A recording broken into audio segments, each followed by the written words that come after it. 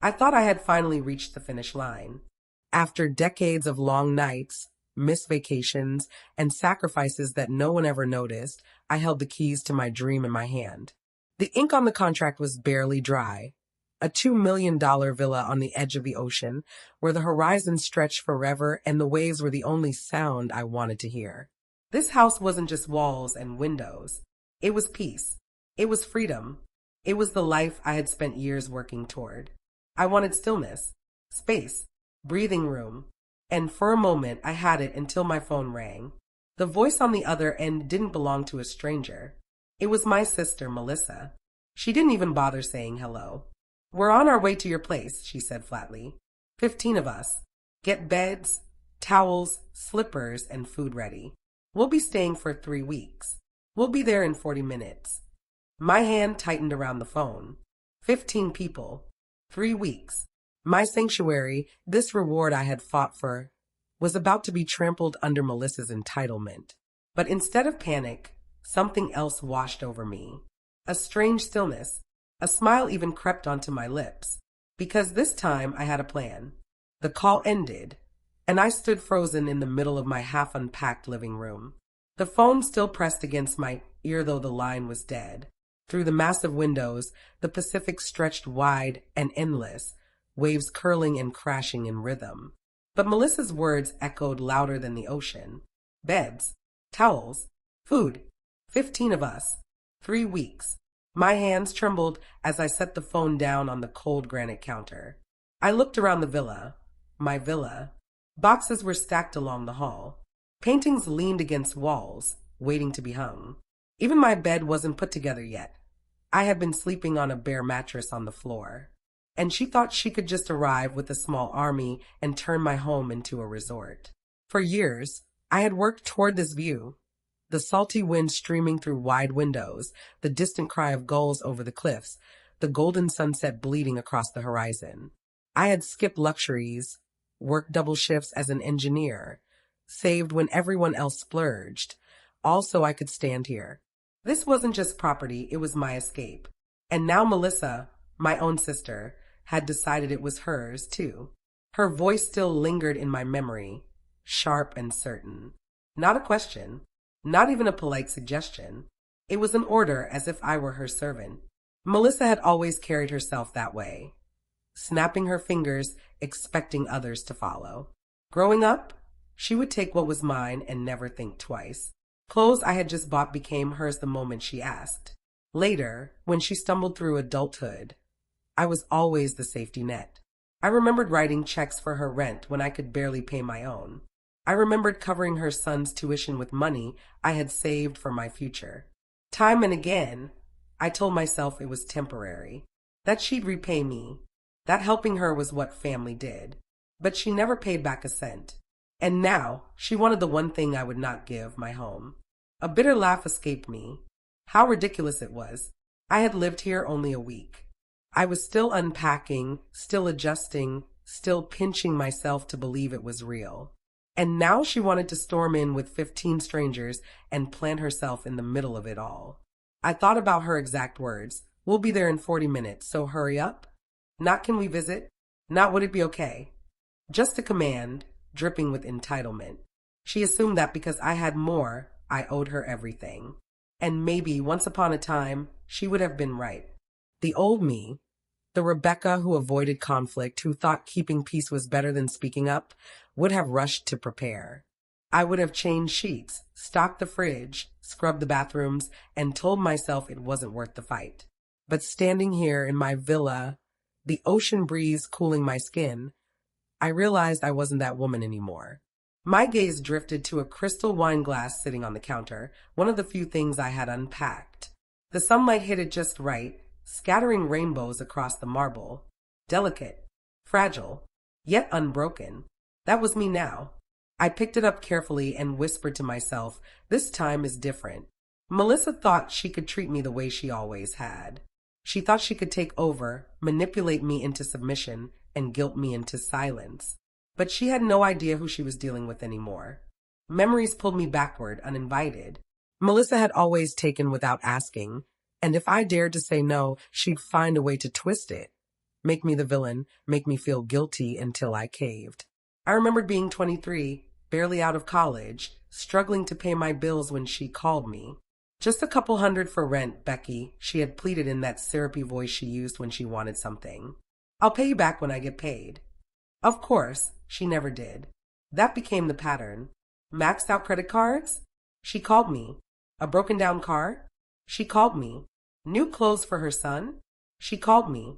Each time, the story was the same: desperation, promises, and then silence. The worst came years later.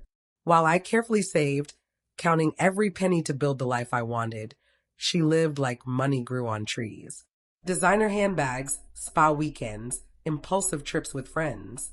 And when her daughter went off to college, she turned to me again, expecting me to sacrifice my dream so she could keep hers alive. But now she wanted my house. And for the first time in my life, I wasn't going to let her take it. When tuition time came, she turned those pleading eyes on me. Becky, you've always been the responsible one. You have money. Can't you help just this once? Just this once.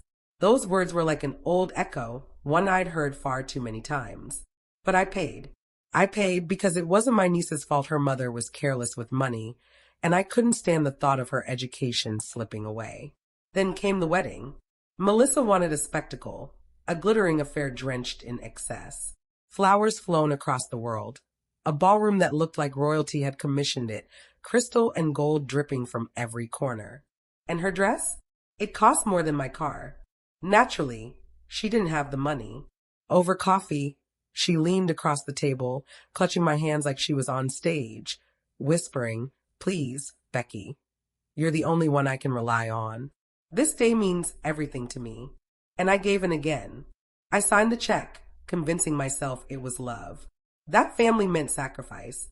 That sisters were worth the burden. But deep inside, a whisper told me the truth. Melissa didn't value me, only what I could give her. Now, in my villa, it all came into sharp focus. This wasn't about love or loyalty. It was entitlement. Layer upon layer of it, stacked across the years, pressing down on me. Melissa had always assumed I'd be her safety net. And I had been until now. This villa wasn't just a house. It was my freedom, my reward for every sleepless night, every holiday worked, every time I chose discipline over desire. It was supposed to be mine.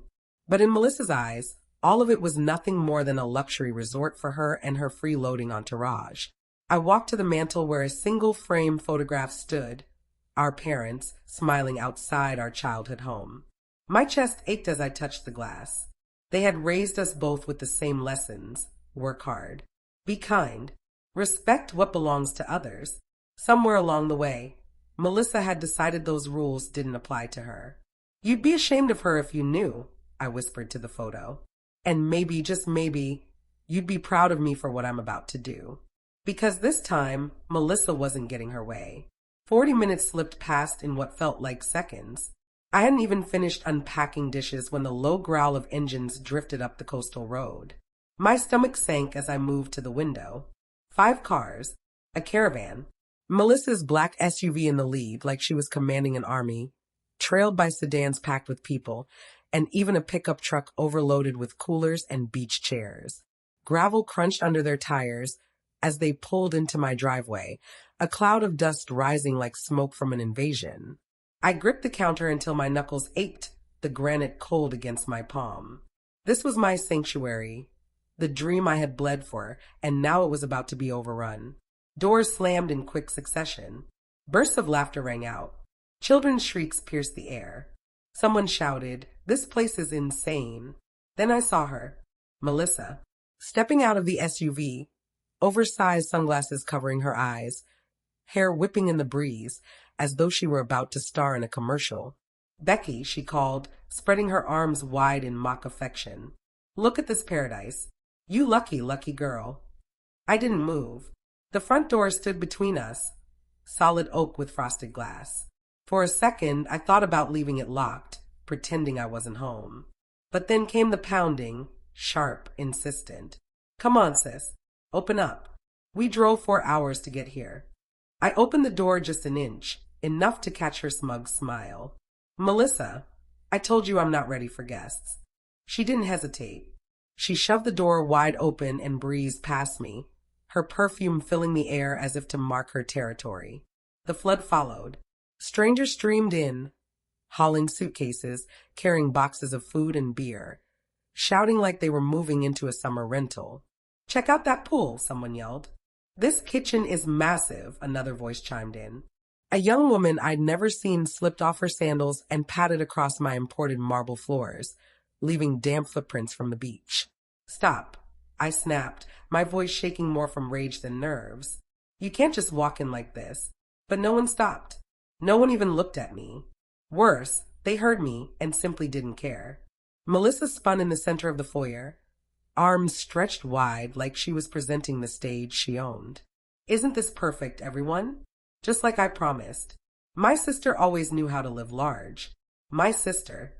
She said it like a title that gave her automatic rights to everything I had worked for, as though being related to me was a lifelong path to my dreams. Then she turned her gaze upstairs. "The master's up there, right? Best view in the house. I'll take that one." And just like that, she claimed my sanctuary as hers. My heart dropped. "No," I said sharply, stepping so I blocked her path. "This is private." Her sunglasses slipped down her nose, revealing a hard, cool look. "Becky, don't be selfish. We're family and you've got plenty of room," she said. Behind her, voices bubbled up as people began hauling their things into my house, moving my furniture like it belonged to them. Someone popped a cooler. The hiss of a beer can opening cut through the calm of my living room. In less than 10 minutes, the villa I'd imagined as a refuge had been colonized. It felt like they'd taken over. And Melissa, my sister, stood in the middle of the chaos, grinning like she'd won some petty prize. I stayed frozen at the foot of the staircase, watching her stride up like she owned every step. Her heels clicked on the polished wood like the loud tick of a clock. "Melissa," I said, following her, "that room is off limits." "It's mine." She tossed her head back and laughed, sharp and dismissive. "Oh, Becky, get over yourself. It's only a room. Everyone knows the host gives the best space to guests." "Guests?" I snapped. "You're not guests. You invited yourselves and 15 strangers I don't even know." She didn't bother to reply. Instead, she swung open the double doors to my master suite. Sunlight flooded the room, highlighting the balcony that opened to the Pacific. My sanctuary, the thing I had saved and sacrificed for, was suddenly being treated like a backdrop. Melissa walked in as if she'd been appointed to this room from birth. 2 women I didn't recognize trailed behind her, dragging suitcases that scraped across the hardwood. "This is perfect for us," one squealed. "The light will be amazing for selfies." "Absolutely not," I said, my voice small at first and then steadier as I planted myself in the doorway. "Nobody's sleeping in here. This is private." Melissa pulled her sunglasses off deliberately, her eyes cold and intent. "Becky, you're being dramatic. You have 4 other bedrooms. This one's ideal for me." She glanced toward the balcony. "I need the view for my morning yoga videos. My followers will eat it up." Her entitlement turned my stomach. I stepped forward and stood between her and the balcony. "Get out," I said. Her friends exchanged amused looks like they were watching a small theatrical scene. Melissa smirked. "Really, Becky? After everything I've done for you?" The line nearly made me laugh, because for years I'd been the one bailing her out, covering her mistakes, saving her from eviction after eviction. But in Melissa's version of events, I was the villain. "You don't get it," I said, my voice rising. "This isn't a vacation rental. It isn't a free-for-all. I bought this place. I worked for it. You're not entitled to take it over." The room quieted. The waves outside were the only sound for a moment. Melissa stepped closer, invading my space, and her perfume hit me like another slight. "You think this house makes you better than me," she sneered. "You think money changes who's in charge." Her chest lifted with a kind of smugness. "I'm your sister, Becky. Family comes first." "Not like this." I shot back, hands trembling but my voice steady. "Not by force." In that instant, the truth landed. She hadn't come merely to visit. She'd come to claim the same pattern she'd followed all her life. Behind me, her friends were already pawing through my closets, commenting about borrowing dresses, as if they'd moved into a boutique. My anger rose like heat. Out! I bellowed louder than I ever had at Melissa. For the first time, I saw her falter, a brief crack of uncertainty in her eyes. She quickly smoothed it away with a practiced smile. "You're making a mistake, sis," she said softly. "One you'll regret." Then she threw her suitcase onto my bed, as if it were a proclamation. I just stared at the metal zipper glinting on my bedspread. Something inside me finally shattered.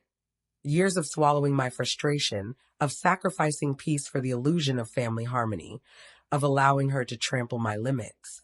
It all erupted at once.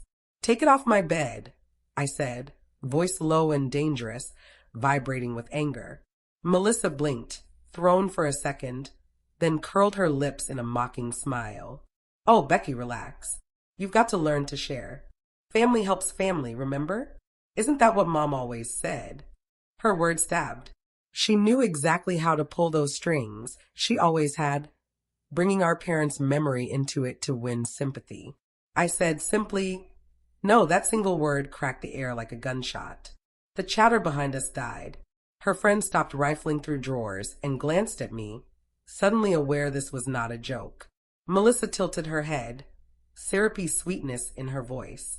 "Don't be selfish. Everyone agrees. She's got plenty of room. Why make such a fuss about one bedroom? Come on, Becky, don't kill the vibe."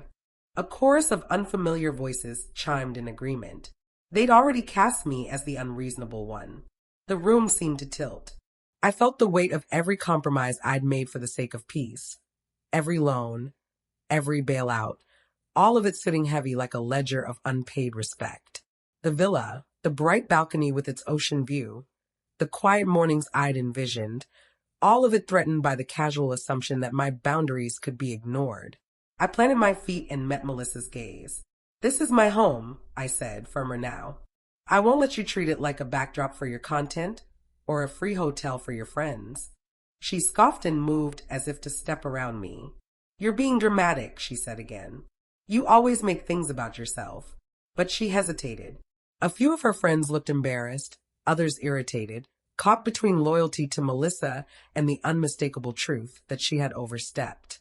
Outside, the ocean kept its steady hush, unconcerned with family wars and vanity. Inside, the air was thick with something that felt like finality. Melissa's smile thinned. "You're overreacting," she said, voice low now. "You'll thank me later." She reached for the suitcase, but I moved first, putting my hand on it and glancing at the familiar bedspread, the framed photos on the dresser, the small rituals I'd built here. "I don't want your help," I said. "I don't want your drama. I want my home." For a breathless second, nobody spoke. Then Melissa laughed, not the light, playful laugh of a guest, but a sound sharpened by disdain. "Fine," she said, "be like that." She turned and, with theatrical flair, gathered her friends. The room pulsed with awkwardness as suitcases were yanked closed and shoes scraped on the floor. They left slowly, still muttering about how I was making a scene. Melissa paused on the threshold and looked back with a look that was almost triumphant. "You'll regret this, Becky," she said softly, as if planting a seed. I watched her go, the door closing like a final act. For a long time afterward, I stood in the doorway of my bedroom, my hand on the mattress where her suitcase had lain, stunned by how quickly a dream could be invaded and how much I'd spent protecting people who would take my kindness for granted. The villa hummed with the aftertaste of conflict, the sound of waves beyond the balcony as steady as ever, and inside me, something resolved. Not every compromise was worth keeping, especially when it meant giving away the life I had fought for. They popped open a beer right there in my bedroom, foam spilling over and running down the hardwood like a small, sticky waterfall. One of the men lifted the can toward Melissa with a grin. My jaw clenched until my teeth ached. "Family," I snapped, stepping toward them, my voice cold. "Family doesn't barge in. Family doesn't treat someone's home like a motel." For a breath, Melissa's smug expression flickered. She looked briefly unmoored. Then she slid closer and lowered her voice so only I could hear. "What are you going to do, Becky? Kick us all out? You don't have the nerve." Her words were fuel poured onto a slow-burning anger I'd kept tamped down for years. My hands trembled, not from fear, but from a long-suppressed fury finally finding its way out. Yes, I said, louder this time, letting the whole room hear. That's exactly what I'm going to do. A chorus of shocked murmurs rose around us. Melissa's eyes widened, then narrowed into something sharp. You wouldn't dare, she hissed. I took a step forward and straightened my shoulders, feeling my pulse thud in my ears. For the first time, I didn't shrink back. I wasn't the quiet sister who tidied up other people's messes. I was the homeowner, a woman who'd built her life by her own hard work, and here was my boundary. Melissa scoffed, though a sliver of concern passed across her face like a shadow. You'll regret this, she warned. Everyone will see who you really are. Fine, I shot back. Because I'm done letting you define me. I said it with a firmness that surprised me. This house belonged to me. She was not welcome in it. Silence pressed in, broken only by the distant, muffled crash of waves beyond the windows. For once, Melissa had no clever retort. For once, I did not back away. The living room felt smaller suddenly. Voices louder, laughter reverberating through my sanctuary as if I were air. 15 people had turned my home into a party, and my pulse pounded like a drum. I had tried talking. I had tried standing my ground. But Melissa never listened. She never had. I drew a slow, steady breath to steady my shaking hands and left the master bedroom. Behind me came scoffs and derisive chuckles. I heard Melissa's voice, dripping with contempt. She's bluffing. She won't do anything. But she was wrong. I walked down the hall and into my study, closing the heavy oak door with a deliberate, final click. The lock turned under my fingers, and, for the first time since they'd arrived, I felt a flicker of control. I leaned against my desk, breathing hard, and stared at my phone. My thumb hovered over the screen. Could I really call the police on my own sister? On people who, by blood or law, were family? I hesitated. Then a crash echoed from the living room, glass shattering, followed by laughter, and the decision crystallized. My home was under siege. I dialed 911. 911, what's your emergency? The operator's voice was calm and professional, an anchor. Mine shook, but it carried something steadier than before. There are people in my home who won't leave, I said. About 15 of them. They forced their way in. I need help. The operator asked if I was in immediate danger. I whispered that I wasn't, not yet, and confirmed that it was my residence. I bought the property last month, I told her. I have the deed. My name felt strange and powerful on my tongue. Rebecca Collins. Officers are being sent, she replied.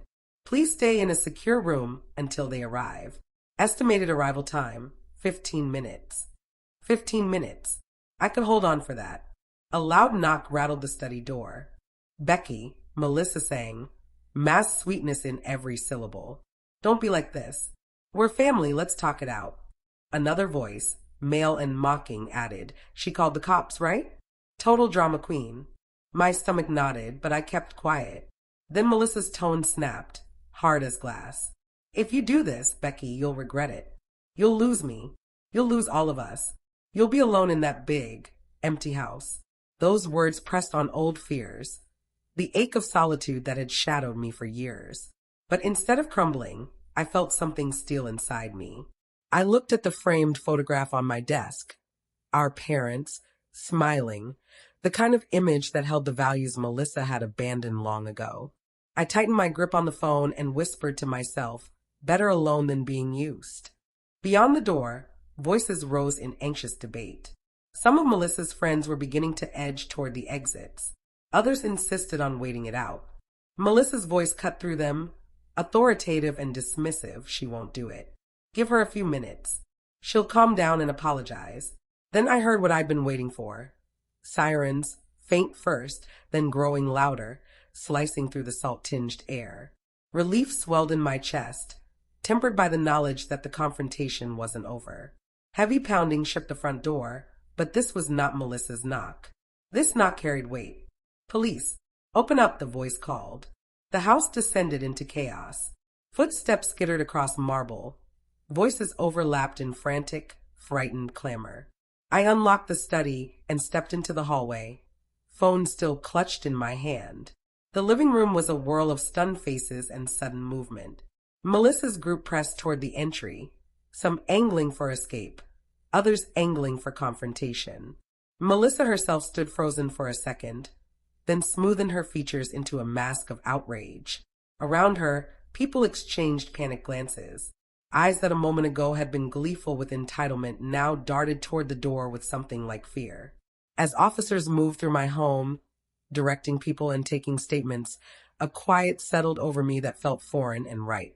I watched Melissa's expression shift, calculated indignation melting into something that looked almost like guilt, though she masked it quickly. I felt a surge of strange, fierce satisfaction that had nothing to do with punishment and everything to do with boundaries finally being respected. Alone later that night, in the low hush after the disturbance, I walked my house slowly room by room. The traces of the invasion, a spill here, a throw pillow misplaced there, were small annoyances. The bigger thing was the newness of my resolve. I'd made a choice to protect my space, to honor my work and the life I'd built. The house felt like mine again, not because others had been removed, but because I had stood up for it. The ocean's steady, indifferent roar came through the windows, and I let myself breathe, knowing I had crossed a line I would never let anyone recross. My hand clutched the folder like it was a lifeline. Melissa was already at the front door, flashing her most practiced smile as she pulled it open. "Officers, thank goodness you came," she gushed, her voice syrupy sweet. "My sister's having a little breakdown. We were only trying to spend time together, and she—" "Ma'am." The officer's firm voice cut straight through her act. Two of them stepped inside. One was tall, his hair flecked with gray, his expression calm but sharp. The other, a younger woman with watchful eyes, scanned the room with quiet precision. "Are you the homeowner who placed the call?" the older officer asked. I forced myself to stand tall, though my knees wobbled beneath me. "Yes," I said clearly. "Rebecca Collins. This is my house." They came in without permission and refused to leave when I asked. He gave a single nod. "Do you have proof of ownership?" With steady fingers, I opened the folder I'd been gripping and handed him the deed. For the first time that day, my hands weren't shaking. They were firm, steady, sure. Melissa let out a high, forced laugh, trying to smooth things over. "Oh, please. This is just family drama. She's exaggerating. We drove for hours to be here and she invited us." "I never invited you." I cut in, my voice louder than I expected. "You forced your way in. You've disrespected my home. You've trashed it." The younger officer's eyes swept over the scene. The beer cans scattered across tables, suitcases spilling clothes onto the floor, muddy streaks marking up my pristine hardwood. Her jaw tightened at the sight. "Sir," the older officer said, turning back to me, "do you want these people removed from your property?" "Yes." My answer was immediate, firm, unshakable. Every last one of them. Gasps erupted around the room. Melissa's mask of confidence slipped for the first time, her painted smile twitching as her eyes hardened. "Becky," she hissed through clenched teeth, "don't do this. Think about what you're saying. We're family. Family doesn't storm into someone's house." I shot back, my voice cold. The officer turned to her and the group behind her. "You have 15 minutes to pack up and leave. If you're still here after that, you'll be arrested for trespassing." Chaos broke out. Melissa's friends muttered curses, hurriedly shoving their things back into bags. Some glared at me as though I were the villain in all of this. Melissa herself stood frozen, her fists tight at her sides, her face twitching as she tried to keep her smile in place. She dragged her suitcase toward the door, pausing close enough for me to hear her whisper, "You'll regret this. You think you've won, but this isn't the end." I didn't move. I didn't even blink. For the first time in years, I felt taller than her, stronger, immune to her threats. One by one, they shuffled out, watched closely by the officers until the last of them crossed the threshold. Then, at last, the door closed. Silence. Real silence. No raucous laughter echoing against the walls, no beer cans clattering, no careless feet grinding dirt into my floors. Just the hum of the air conditioning and the rhythm of the ocean outside. I leaned back against the wall, my breath escaping in a long, heavy sigh. My body shook, not from fear this time, but from release. The police had done their job. Melissa and her entourage were gone. I walked through the villa slowly, each step deliberate, my eyes moving over the wreckage they'd left behind. Empty bottles on the counters, damp towels abandoned on the floor, smudged fingerprints on the glass doors. In my bedroom, my bedspread was crumpled where Melissa had tossed her suitcase, as though it were her own. A pair of shoes I didn't recognize sat by the window. I picked them up and tossed them outside without hesitation. When I straightened the blankets, I caught sight of the view beyond the balcony doors. The sun was sinking toward the horizon, painting the water in gold and fire. I stood there for a moment, my chest rising and falling with something caught between relief and exhaustion. They were gone, but her words still echoed in my mind. You'll regret this. You'll lose us. You'll be alone in this empty house. The thought stung for a moment, pressing against old wounds. But another voice inside me answered, steady and firm, I'd rather be alone than used. I poured myself a glass of wine and carried it out to the balcony. The evening breeze brushed against my skin, cool and briny. I sank into a chair, letting the weight of the day slide off my shoulders. For years, I had been the sister who said yes, the one who kept giving, the one who swallowed her anger for the sake of keeping the peace. But today I had said no and I hadn't broken. My phone buzzed on the table beside me, the screen lighting up with Melissa's name again and again. Missed calls, unread messages, a flood of demands I no longer cared to read. I turned the phone face down. Tonight wasn't about her. Tonight was about me. I lifted my glass toward the horizon, the last streaks of sunlight burning over the waves. It felt almost as if the world itself was raising a glass with me. To peace, I thought. To freedom. To finally setting boundaries. Melissa would rage. She would twist the story, paint me as the villain, maybe even drag the rest of the family into her side. I knew that was coming. But I also knew the truth. I had the law behind me. I had proof. Most importantly, I had my voice back. This villa wasn't just a house. It was my sanctuary, a symbol of everything I had worked for. My peace, my safety, my right to say no. And no one, not even Melissa, would ever take that from me again. As the sun slipped fully beneath the waves, I felt something I hadn't in a very long time. Hope.